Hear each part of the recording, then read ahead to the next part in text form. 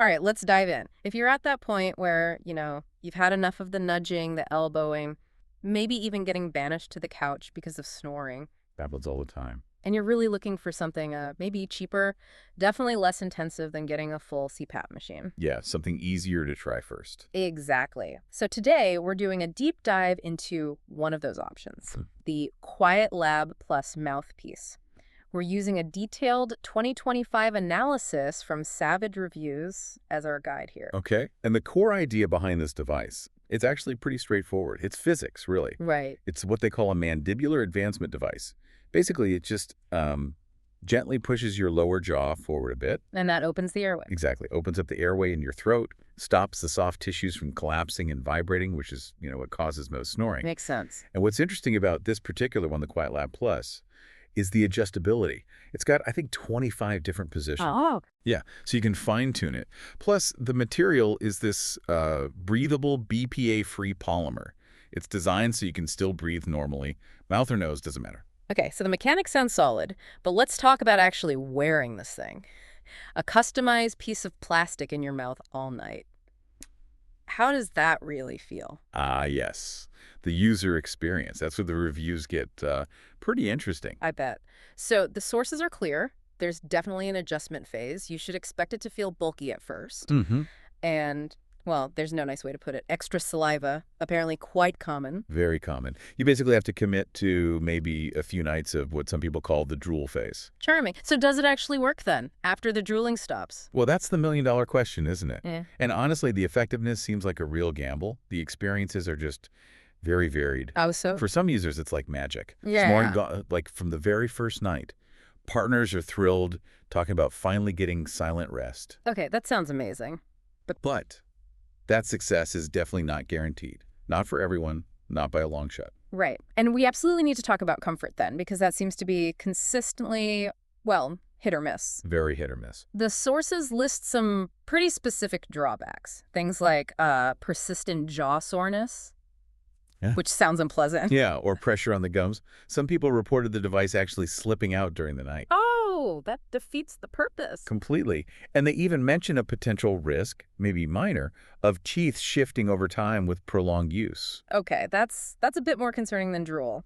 So if it works great for some but is painful or useless for others, did the review pinpoint why? Like, what makes the difference? Snoring severity? Weight. It seems to mostly come down to two things: the actual root cause of your snoring, and importantly, your existing dental situation, like your alignment. Oh, okay. If you already have sensitive teeth or maybe some alignment issues, TMJ, that kind of thing, this type of device is probably more likely to aggravate it. That makes sense. Okay, let's shift gears slightly. What about just buying the thing? The logistics. Right, the business side. Important stuff. They do offer a 30-night trial, and there's a refund guarantee mentioned. Which sounds good, low risk.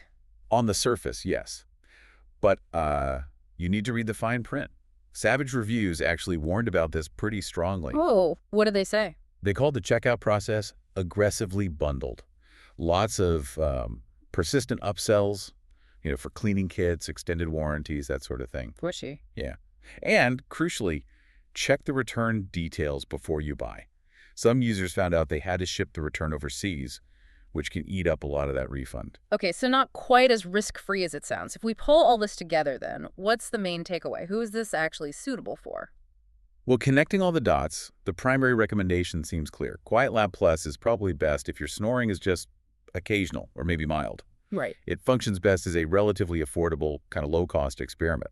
See if the whole jaw advancement thing works for you at all before maybe investing more. But hang on, if it can cause jaw pain or potentially shift teeth, can we really call it low cost?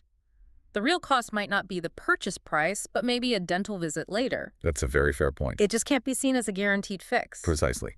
And that's the crucial warning here. This is explicitly not a catch-all solution, especially not for serious issues.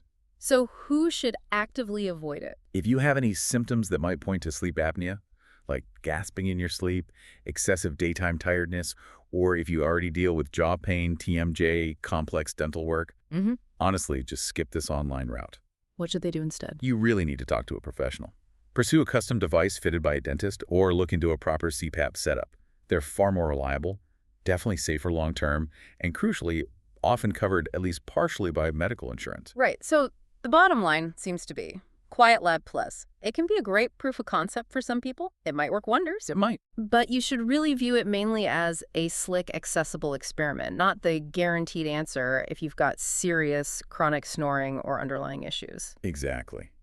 Which leads to a final thought, really. Yeah. When you're researching these kinds of quick fixes online, how much weight should you actually put on that initial low price tag versus thinking about the long-term safety, the reliability, and maybe even the insurance coverage you might get with more professional options?